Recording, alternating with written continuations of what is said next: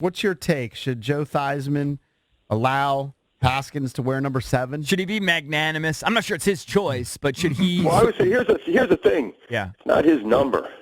I mean, you know what I mean? I think some of this number stuff got silly a long time ago. Okay. And Theismann did a great job wearing that number. But it was never retired by the organization. It was basically put into mothballs by an equipment manager at the time. So, so I don't know that it's like, I think, so it allowed it to become something bigger than I think it maybe really should have been. So whether or not Joe should give permission, I mean, if the organization says we want him to wear 7, well, that's the organization's decision, right? So, and I don't know that they will, but I think it became something too big in my mind. I mean, all these numbers that are no longer in circulation, I just think at a certain point it's a bit, let's say silly, but like you can't keep taking numbers out of circulation. You know, I think there's got to be some honor that takes it beyond not being back out there. But as far as this goes, but because we are in this spot, then I think it'd be great for him to give his blessing. But I don't know. It's just it's an issue that I just think for me is just it's a little bit I don't know about silly, but just unnecessary. I would agree. It doesn't bother me. I don't know. If I was Joe, I wouldn't be so magnanimous, though. If I would be, maybe there should be a rule: if you're in the Hall of Fame, then you can hold it back. You can hold it back. That's my point. And listen, Theismann was great here, and he Redskins won a Super Bowl. He's a Redskins Hall of Fame. Well, no, because then you're taking out how many numbers are you going to take out of circulation? And I feel like Daryl, John, Art, Joe. That's about it. You got Sonny, you got Sammy Ball, you got Sammy Ball's already is. That's the only one that is. Yeah, right. That's the only one. And but what about Sonny's? And then Brian Mitchell. Yeah, I mean, there are a lot of guys, and again, I understand what they all meant. Jacoby, Charles Mann, I understand what they all meant, and they meant a ton. And what they delivered here was more than anybody else. But run out of numbers. I mean, exactly. That's the thing is you're running out of guys. That's why you have to put. There has to be some sort of standard for it to never be used again. I just think that's You're hard. being too logical, John. Can't we just be emotional about this, please? Well, that's the thing. Is like I didn't grow up here, so these numbers for me, it's like they're not meaningful. It's meaningful, yeah. But I wouldn't say like I think for anywhere I think I would say the same thing because the Steelers. You may run out of numbers. Well, who have they retired? 53 numbers to give out. So I don't know. I also think that it probably doesn't help that this franchise hasn't really been great for a long time. So those numbers become even bigger because of what they mean to the past. And so now I think you'd want for Joe Theismann, you want someone who's worthy of that number to be wearing that number because it's been out of circulation for so long. I think it just depends on the teams. It depends on the teams because the teams, like you mentioned the Steelers, they've only retired 2.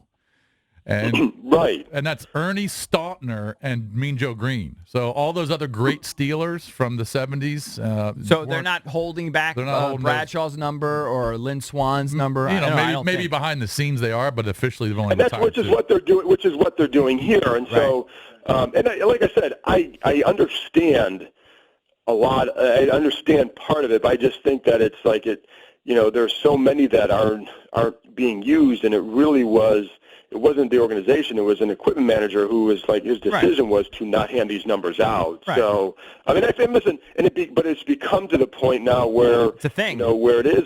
Yeah, it's become something different. So if Joe Theismann goes to him and says, "Hey, by all means, you have my blessing," well, that's great. I just wouldn't. I like Joe. This isn't Joe's issue. Right. I mean, in other words, like he didn't create this, so or he didn't ask to have it taken out or whatever. Right. That's true. That's true. All right, so where do you stand? I don't blame him. Where do you stand on it? I mean, the Redskins, by and large, just getting unbelievable grades. As a Redskins fan, I'm not used to so much glow I know people are mocking us Skins fans, saying, here they go again, winning the offseason. Well, you know what? I'll take it. We haven't won the offseason in years. But anyway, all kidding aside, it seemed like a very, very solid draft. It did, and you can only go by what you know now. And of course, this, who knows where this draft is going to go? It takes a few years to figure it out. And some years, there have been years where they're going to have 8 starters from this class, which is what some people would tell me just jokingly, and then it doesn't turn out that way. And so but when you look at this class right now, you should feel pretty good. And I think Haskins will be the key here. Obviously, if he pans out, it's a great draft. If he doesn't pan out, then it could still be a good draft, depending on who else comes through, who else does what. But I think he's obviously the key. But I love getting Montez Sweat in the back of the first. I think he is a top 10 value. And it's funny because before the draft, I was like, well, he's not even going to be there at 15. So how much do I need to really watch him? And I went back and did anyways. And it's like, well, they don't have a chance at this guy. And there he is. I think then you look at some other picks that I think are interesting. Bryce Love, if he's healthy, could be really good for them. And I think he's a pick as much for 2020 and beyond as this year. I know other guys that they're excited about. You'd look at the receiver from McLaurin. McLaurin and also Harmon. Harmon is the other Harmon, one. Yeah, I'm looking at lower round picks. Harmon is another one where I think that's one where they were excited to get him at that spot, and same with the corner Moreland. So I think there's some guys lower in the draft that I'm curious to see how they are. Cole Holcomb, the linebacker. He's got some speed and athleticism, and he can play both inside linebacker spots.